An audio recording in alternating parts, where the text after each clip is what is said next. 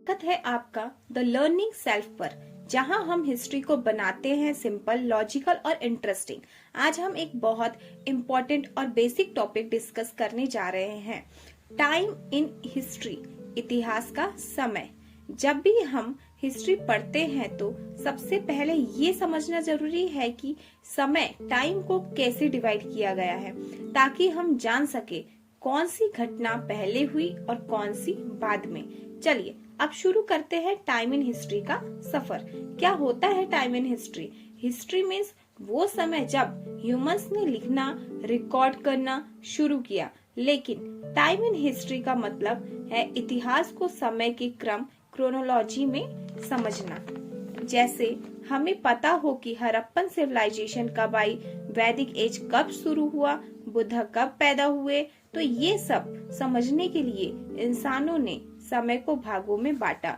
इसके लिए हम यूज करते हैं कुछ खास टर्म्स, BC, AD, BCE और CE। इसके लिए मैंने आप लोगों के लिए एक टेबल बनाया हुआ है, क्रोनोलॉजिकल टर्म, जिसमें आप इसे इजीली समझ सकते हैं।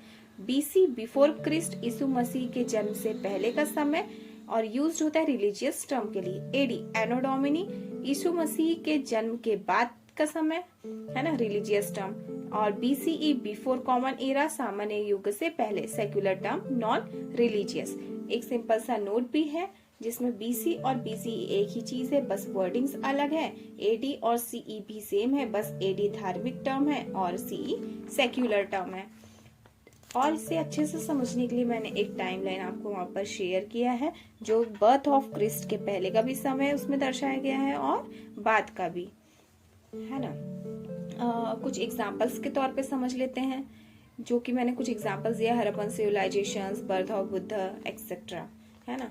How to calculate time period? जब हमें दो हिस्टोरिकल घटनाओं के बीच का अंतर, गैप जानना हो, जैसे कि दो राजा कब कब राज कर रहे थे या दो घटनाओं में कितना अंतर है, तो हम सिंपल मैथ से टाइम पीरियड निकालते हैं। जैसे कि मैंने कुछ ट्रिक्स को यहाँ पर एक्सप्लेन किया है, आप देख सकते हैं स्लाइड में, है ना। ट्रिक 1, ट्रिक 2 एंड ट्रिक 3, जिसमें सिंपल सब्ट्रैक्शन करके हम निकाल सकते हैं। अगर जिसमें सेम साइड्स के डेट्स हो और अगर डिफरेंट साइड्स के डेट हो तो उसमें हमें ऐड करना होता है ना।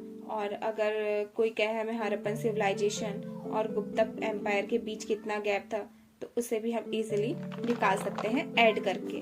इसके लिए मैं इस चीज को मैंने याद रखने के लिए एक सिंपल सा आप लोगों के लिए टेबल भी बनाया है। चलिए अब हम बात करते हैं, why do we use this? हम इसका यूज क्यों करते हैं, क्यों जरूरी है?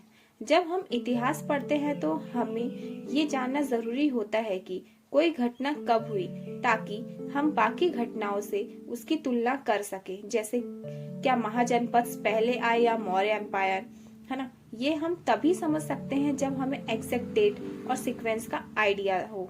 इसलिए हिस्टोरियंस इन टाइम टर्म्स का इस्तेमाल करते हैं ताकि हिस्ट्री को साइंटिफिक और सिस्टमेटिक बनाया जा सके, है ना। इस चीज को भी मुझे मतलब याद रखने के लिए, रिमेम्बर रखने के लिए मैंने एक शॉर्ट ट्रिक टू रिमेम्बर बनाया है ना।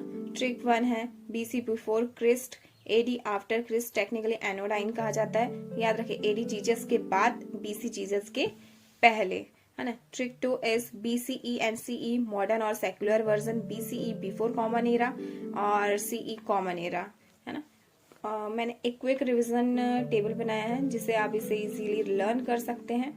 तो दोस्तों, आज आपने जाना टाइम इन हिस्ट्री क्या होता है, BC, AD और BCE एंड CE के टर्म्स का यूज कैसे होता है, और इतिहास को समय के अनुसार पढ़ना क्यों जरूरी है।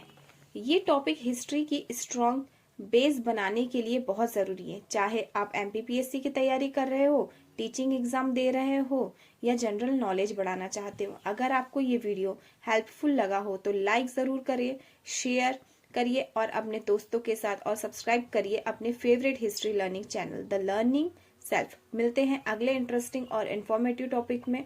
तब तक keep learning, keep growing. Thank you so much.